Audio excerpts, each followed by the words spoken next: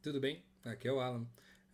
Hoje a gente está trazendo aqui o exercício 243 da B-Crowd, um exercício nível 1 de ad hoc, um exercício chamado Saldo do Vovô, que foi da OBI de 2013. A resolução hoje em Python, né? A gente vai trazer depois em C Sharp, mas a resolução de hoje é em Python. Então vamos ler aqui o exercício. O vovô João tem uma banca de jornais, ele tem muitos clientes e diariamente recebe muito dinheiro, mas também faz muitos pagamentos para manter o seu estoque de jornais e revistas. Todo dia ele vai ao banco realizar um depósito ou uma retirada de dinheiro. Em alguns dias o saldo de sua conta no banco fica negativo, mas o vovô João tem um acordo com o banco que garante que ele somente é cobrado se o saldo for menor do que o valor pré-estabelecido. Dada a movimentação diária da conta do banco do vovô João, você deve escrever um programa que calcule o menor saldo da conta no período dado.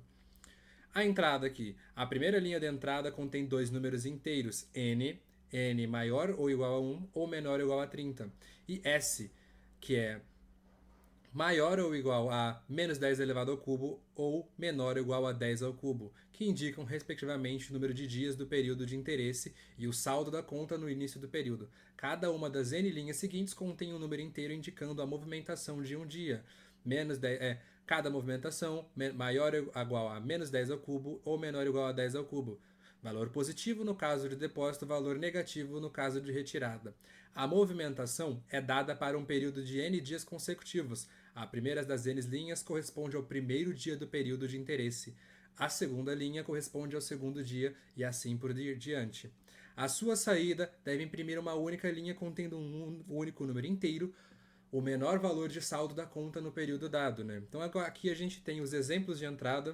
Então, por exemplo, aqui nesse exemplo ele tem 3 dias onde o saldo da conta era 1.000, a gente teve uma entrada de 100, uma saída de 800 e uma entrada de 50, onde o menor valor da conta depois foi 300, né? Para a gente saber qual foi o valor que ele pede aqui, o menor valor durante o período.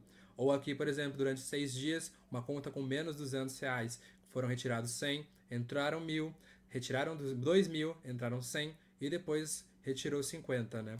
Vamos aqui agora analisar o nosso código que está do lado da tela, que já estava aí desde o começo, caso você estivesse já ansioso para saber a resolução.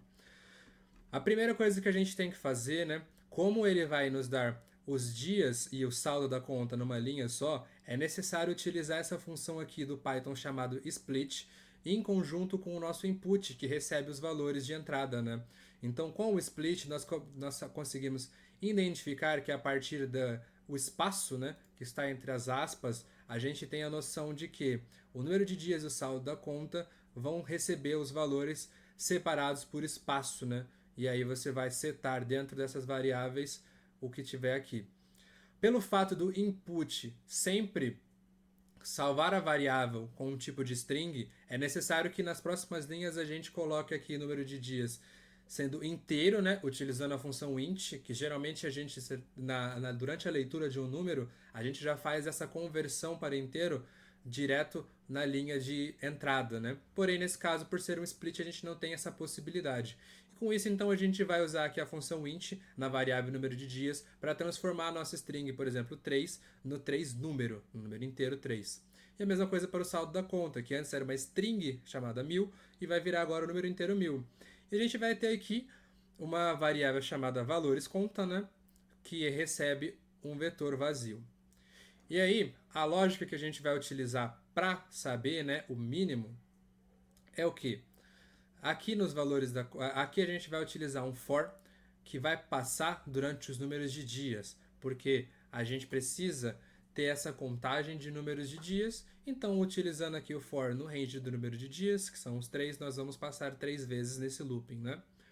A gente vai receber aqui a movimentação, que pode ser positiva ou negativa, como dada pelo exercício. Aqui no exemplo nós temos uma entrada de 100 ou uma retirada de 800, né?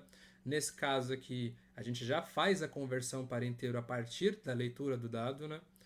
E com isso a gente vai pegar o nosso saldo da conta, 1.000, por exemplo, e somar a movimentação. Se a gente tinha 1.000 e entrou 100, nós teremos 1.100.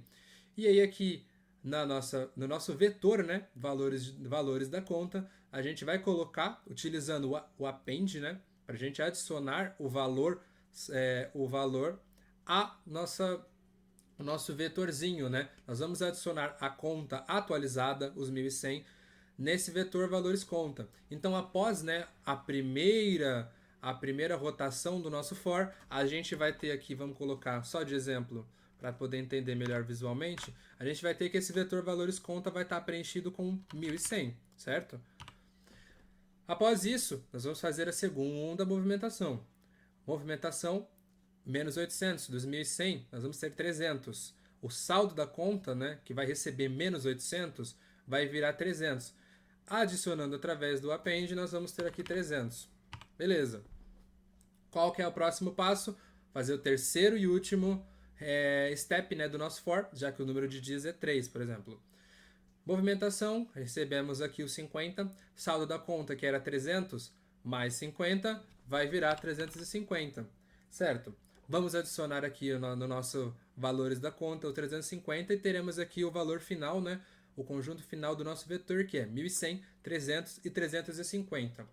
Ok, a gente tem todos os valores que tiveram durante as movimentações da conta. Como que eu vou saber qual é o menor valor? Utilizando essa função aqui, min, que vai trazer o valor mínimo dentro desse vetor aqui. Qual que é o valor mínimo que nós temos? 300. Qual que é o resultado de saída esperado? 300. É isso. Se vocês tiverem alguma dúvida a respeito da resolução de alguma step, não hesitem em comentar, entrar em contato, que eu vou estar sempre disposto a estar ajudando. Não esqueçam de visitar o blog, com o mesmo nome, IT with Alan, e todos os códigos de resolução de exercícios vão sempre estar no GitHub. É isso. Valeu, tamo junto.